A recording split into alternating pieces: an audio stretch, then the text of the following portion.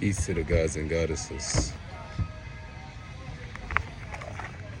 I wanted to try keeping my face out of a read for once. See how it feels. How the channel feels. That being said, how you feeling? I want you guys to just see the cards.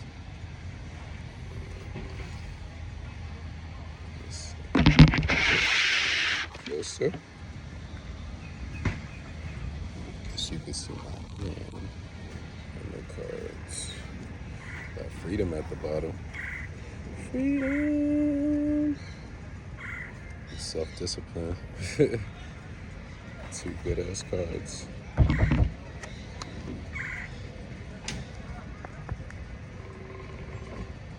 As I put them together.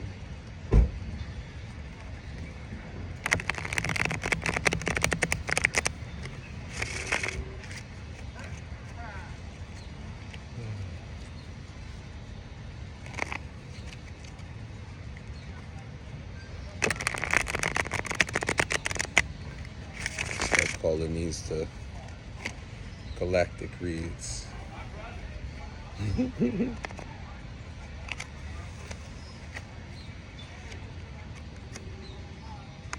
See the polarity. You want a Lyra. Primal Fair.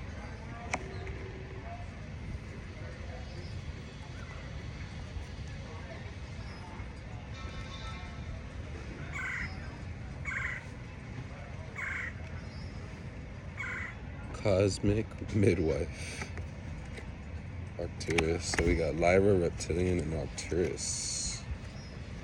Let's read into it. We'll call it past, present, future. Seeds of polarity. As humanoid races began growing throughout the Lyran system, the yin-yang principle of duality became more pronounced. At first, the polarities remained balanced, but because our cosmic journey is about growth and the integration of polarity, these polarities had to become more pronounced before they could be healed. Take a look at how polarity plays out in your life today. Do not fear it as you did in ancient times. Learn how to stay balanced even amid the temptation to choose one pole over the other.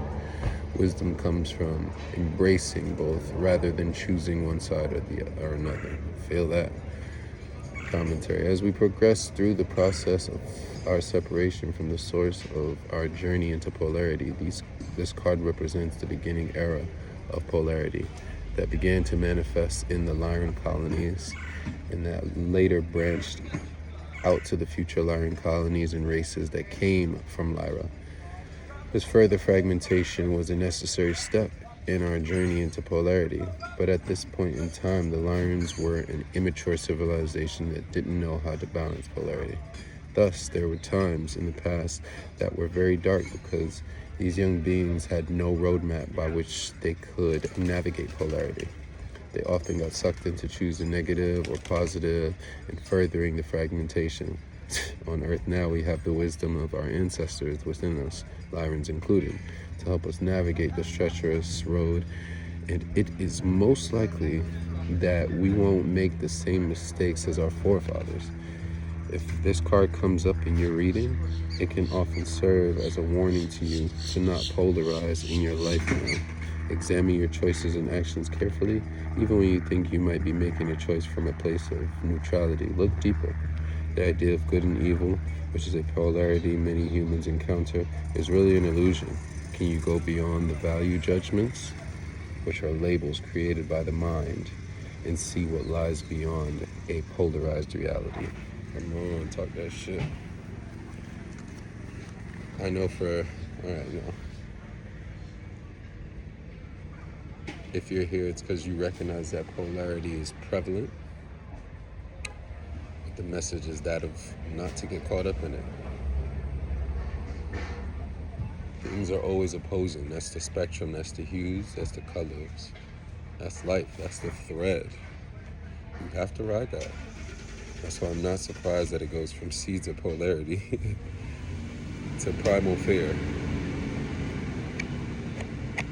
I'm pretty sure the seeds of polarity have kept people in a good amount of fears we was just reading about, but these cards are coming up to remind you that there's no need. Literally.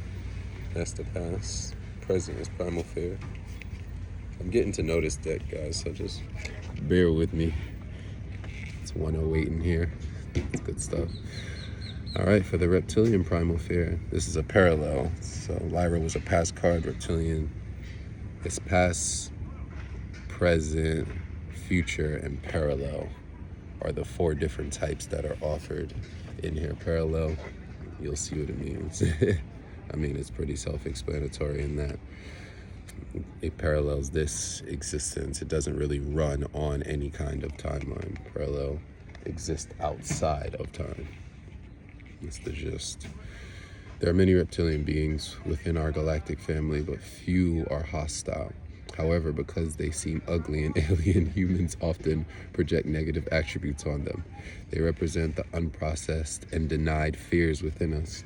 These primal fears create illusions for the purpose of protection and survival. Yeah, it's for your own good.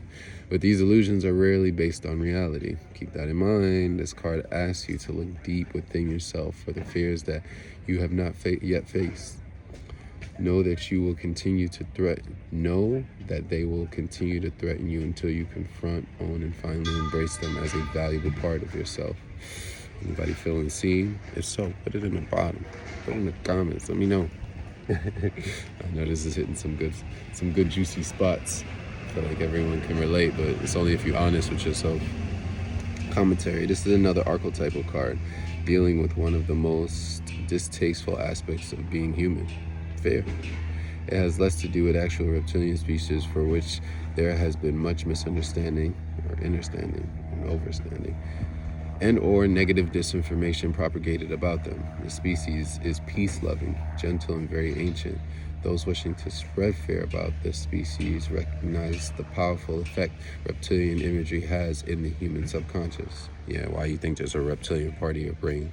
What do you think you are? Why would we name ourselves? Why would we name a part of our brain that? Just saying. Just food for thought. Sit on that.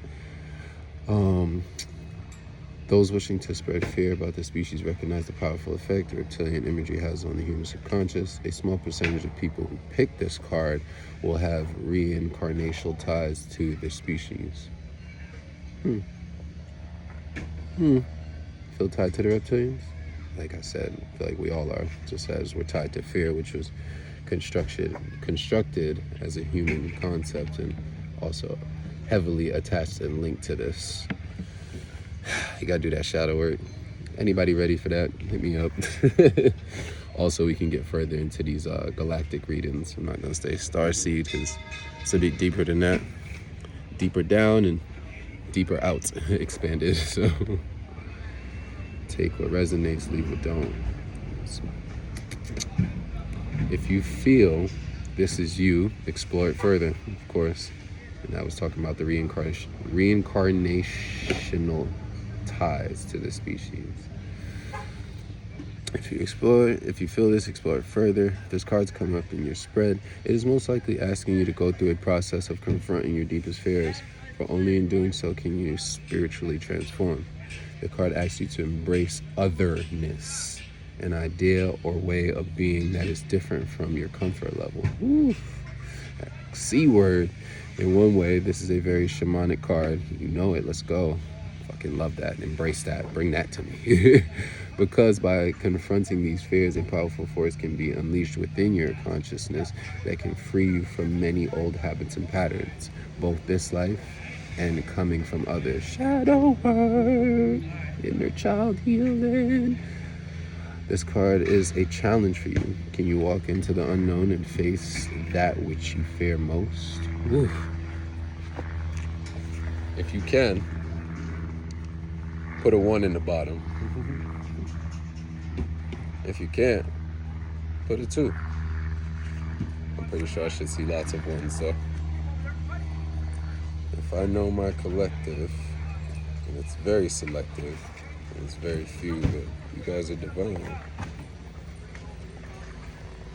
You guys are the ones who see, not like the blind. You've woken up to who and what you are.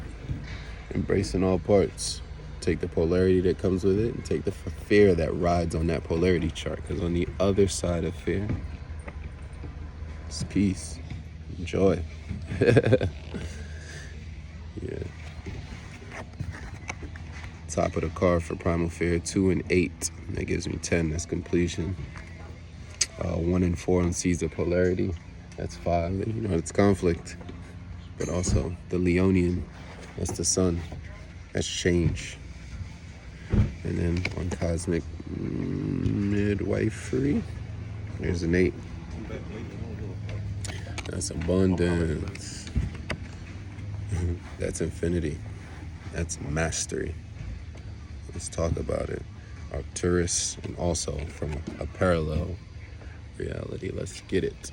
All civilizations need guides, seen and unseen, that help them grow. This is in the future position. The Arcturus energy has guided humanity from a place of compassion and unconditional love since its inception. Damn. Who's here? Who remembers the dawn of time? Who's that old? Put a 0 if you know you come from the beginning. I'm putting one right now. Take it. It plays the role of the cosmic midwife, assisting us through birth and death in the physical reality. The energy also helps us through major life transitions. You pulled this card because you have a connection to the Arcturus energy in this life or another. No idea. The energy is working with you again to reconnect. Visualize a bright orange star. Talking about that sacral chakra. Let's go. And breath in its energy directly to your heart. Have to take a breath because I'm feeling that one in my chest. As all these birds start to fly around closer. Life begets life.